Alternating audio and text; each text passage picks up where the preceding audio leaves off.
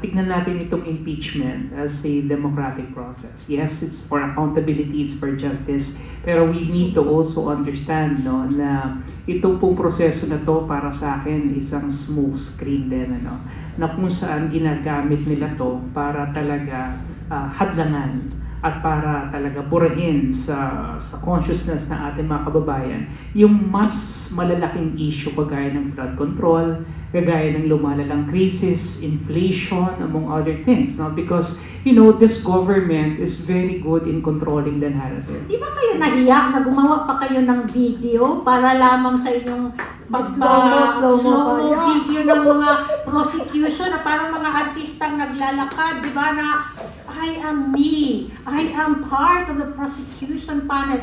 What is the intent of that video? Number one, sino ang gumasto sa video nyo? Taong bayan? Para lamang magpa-cute kayo? Bro, question number 1. Kaya ba ng current Senate mag-16 votes to convict? No. Palakpakan naman yan! Marami na namang magagalit. Maraming maiinis. The truth really hurts. It's just how it is. Yes. Second question. Para sa nasa poder lang ba ang two-third rule tulad ng PDP? No, of course not. Yes. Yun kasi ang pinalalabas. Pangatlo, legal ang walkout para walang quorum? No, of course not. Definitely not. Sino bang writer nito? Prof, next. Dapat ibaba sa 13 votes on conviction? Cannot be. Sorry, Definitely not. Congresswoman. Mas mataas ang Senado kaysa 32 million votes sa impeachment? No, of course not. Still Rob. with the people. Tatanungin kita, kung kayo po, si CJ Davide, 16 pa rin ba ang pipiliin mo today? Yes, by all means. Because that's the right thing. That's what the Constitution mandates. Last, kaya po ba ng PDP mag-deliver ng 9 votes para sure acquittal? Definitely. Yay! Thank you very much, Prof. Calilo. And ngayon naman, Prof, huwag kang ngumiti. Super ngiti. Nararamdaman ka namin ni Astra. Nakakatawa kasi. Because parang ang daling intindihin, ang daling unawain, pero hindi sila pwedeng i-welcome sa ways. Kasi nililigaw nila. Magagalit ang tao. So, ngayon naman, Prof, pwedeng magsalita ka, no? I'll give you 15 minutes straight. Walang tanong, walang putol. Mensahe mo sa ka-PDP at sa buong bayan tungkol po dun sa 16-vote rule na hindi nila kinikilala, pero ito naman ang dapat talagang sundin at maging pormahan because sa konstitusyon at sa politika ngayon, yan talaga ang dapat. Prof. Calilong, the floor is yours. Magandang umaga po ulit. Una-una po, tignan natin itong impeachment as a democratic process. Yes, it's for accountability, it's for justice, pero we need to also understand na itong pong proseso na to para sa akin isang smoke screen din, na kung saan ginagamit nila to para talaga hadlangan at para talaga burahin sa consciousness ng ating mga kababayan yung mas malalaking issue kagaya ng flood control, kagaya ng lumalalang crisis, inflation, among other things. Because, this government is very good in controlling the narrative.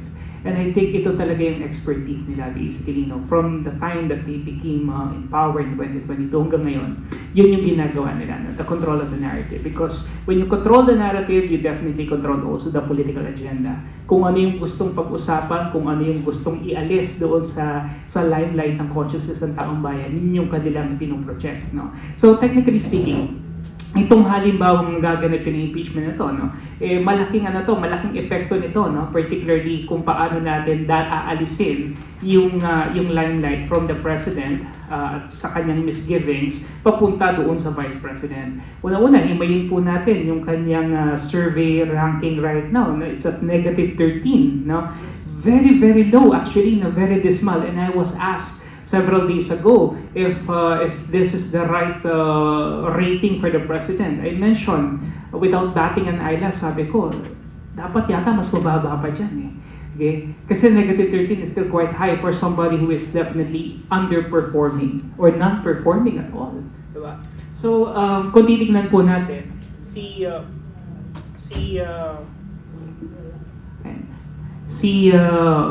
President Gloria Macapagal Arroyo noong 2010, she went down with a negative 45 trust and satisfaction rating.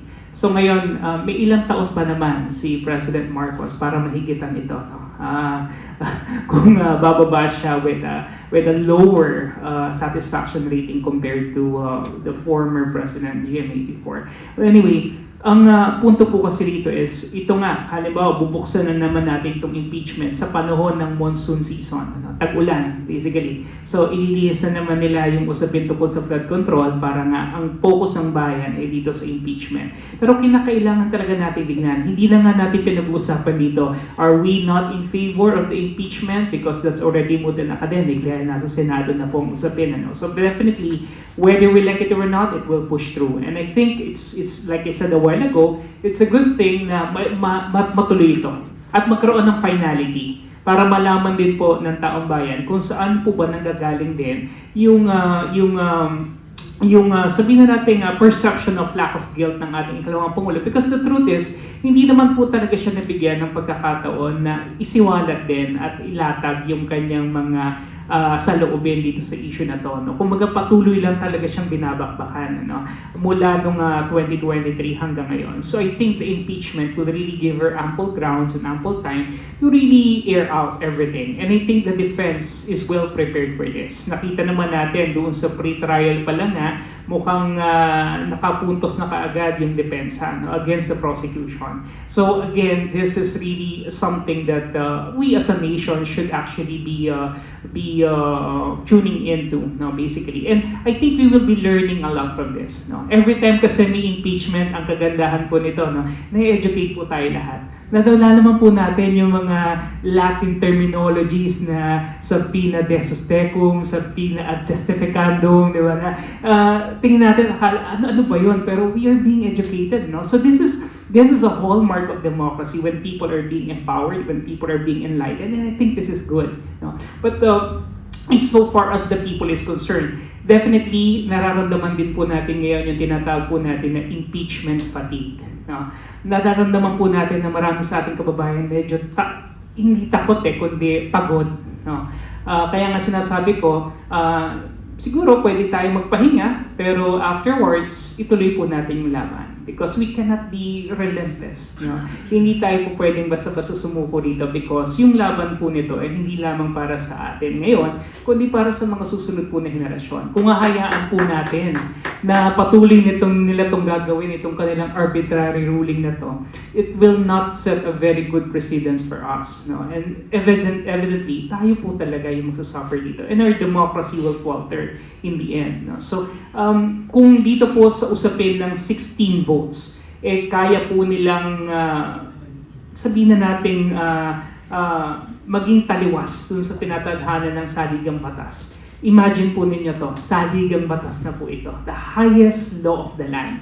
Pero kaya pa rin nilang baluktutin. What more the other statutes? What more the other less powerful laws? They can definitely overrule and overtake them. Again, to suit their political convenience. Yun po yung nakakatakot, na kaya nila itong gawin. And true enough, lahat naman po ng state instrumentalities ngayon, ginagamit nila. Diba? Na-weaponize nila ang Office of the Ombudsman, ang NBI, nagagamit po nila yan to their favor. And again, paano po tayo? Where do we run to? If we have a government that we cannot depend on, saan po tayo pupunta?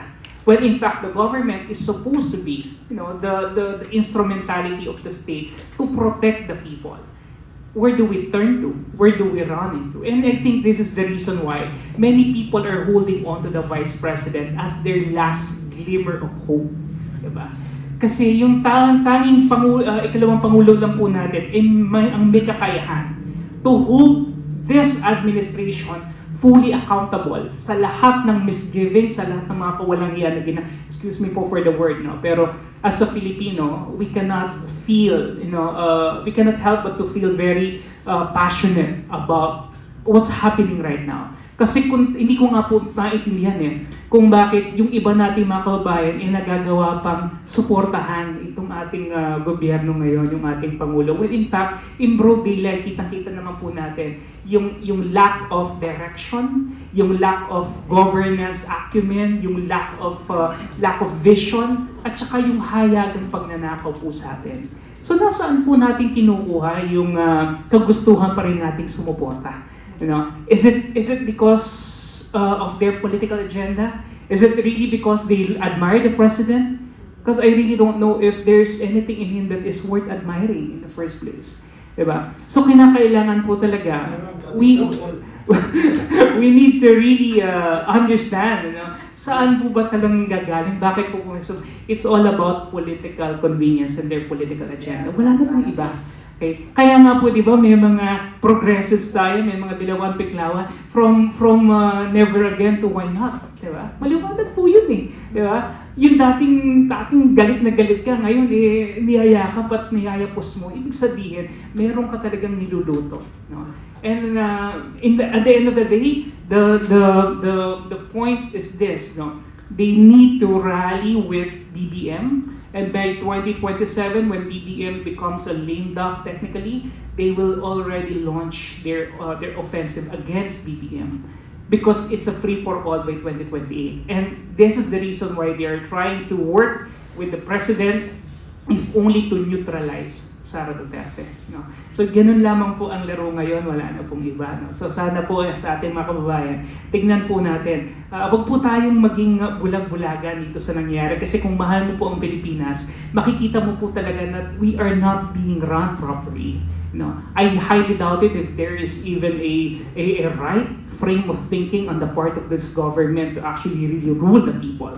Kasi I believe that in crisis situations, exactly where we are at the moment, this is where we produce leaders. Unfortunately, we do not have a leader at the moment. Yan naman po. Kapeni, Yes. kasi may nasabi siya kanina na word, yung parang walang hiya. Ito naman, meron tayong mahiya naman kayo!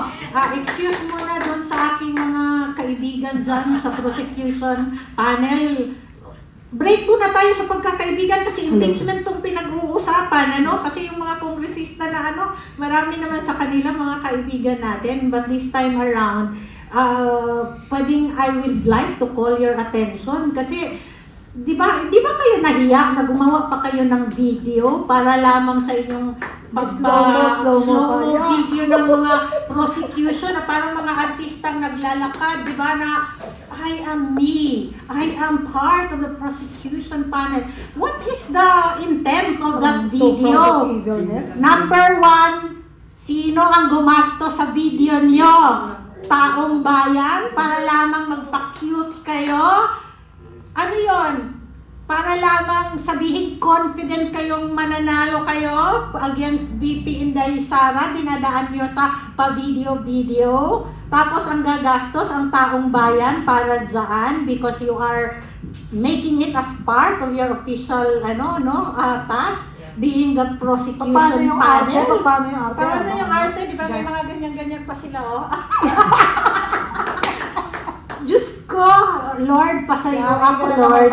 Pero, di ba, you don't have to prepare a video and become artista just so you would like to people to see na confident kayo. Hindi kayo confident. 62 days ang hiningi ninyo para sa inyong ang kay Inday Sara, 30 days lang. Kaya abutin ng Kasi ka dati 10 days na.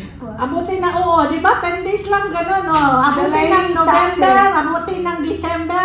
Yay! Hindi nyo makoconvince si Inday Sara. Election season na next year.